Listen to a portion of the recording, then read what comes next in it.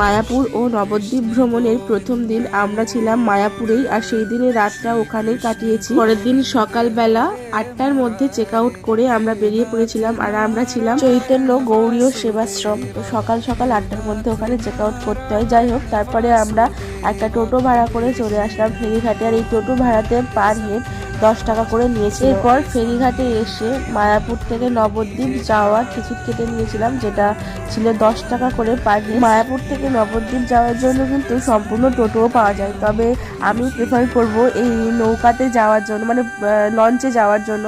কারণ লঞ্চে গেলে এই পুরো সফরে আর কি একটা খুব সুন্দর দৃশ্য সেটা তোমরা অনুভব করতে পারবে। কারণ হচ্ছে ভাগীরথী আর জলঙ্গি নদীর মিলনস্থল, আর যেটা হচ্ছে একটা দিক সবুজ আর একটা দিক সাদা জল। আসলে আমি ভিডিওটা অত ভালো করে করতে পারিনি, একদম মানে লঞ্চের গায়ে ছিলাম, আর মানে ফোনটা অনেকটা উপরে থাকলে তাহলে স্পষ্ট বোঝা যায়, তাও আমি চেষ্টা করেছি।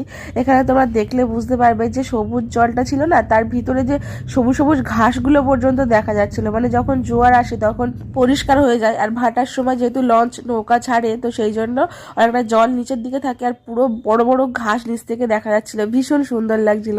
তো এটা একটা উপরি পাওনা আর কি, নবদ্বীপ মায়াপুরে যাওয়ার একটা উপরি পাওনা। ভীষণ সুন্দর লাগছিল এই নৌকা সফরটা করতে। এই যে এতক্ষণ তোমরা দেখলে এটা কিন্তু সবুজ জল, এরপরে দেখো আস্তে আস্তে সাদা জলে, এই যে সাদা জল দেখা যাচ্ছে। তো এই সাদা জল একদিকে আর সবুজ জল একদিকে, এটা দেখতে কিন্তু ভীষণ ভালো লাগে। যাই হোক, তারপরে আমরা নবদ্বীপে চলে আসলাম, আর নবদ্বীপে আসবো আর দই খাবো না, মানে ক্ষীর দই খাবো না নবদ্বীপে, সেটা কি করে হয়। তো ওই জন্য আমরা সকালবেলা টিফিন করে নিয়েছিলাম, তার সাথে একটা সবাই চারটে 100 গ্রাম করে ক্ষীর দই খেয়ে নিয়েছিলাম।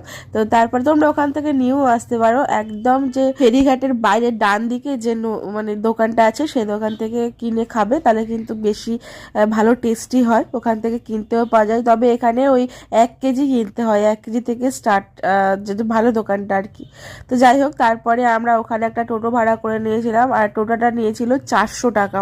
আমরা 4জনই ছিলাম ওই টোটোতে, আর কেউ ছিল না। তো ওই 400 টাকা পুরো বুক করেই যাওয়া হয়েছে, ওখানে অ্যাকচুয়ালি বুক করেই যাওয়া হয়।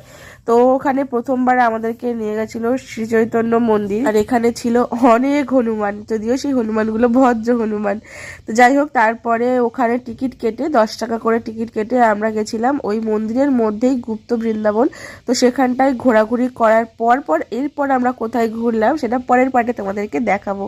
নবদ্বীপ ধামের প্রথম দর্শনীয় স্থান শ্রী চৈতন্য মন্দির, সেটা কিন্তু আগের দিন তোমাদেরকে আমি ব্লগে দেখিয়েছি, যারা দেখোনি অবশ্যই দেখে নাও। এরপর আমরা যে যে স্থানগুলো ঘুরতে গেছিলাম সেগুলো হচ্ছে শ্রী চৈতন্য দেবের জন্মস্থান, আর এখানটায় আমরা হচ্ছে পূজা দিয়েছিলাম, কারণ তোমাদেরকে বলেইছিলাম আগের ব্লগে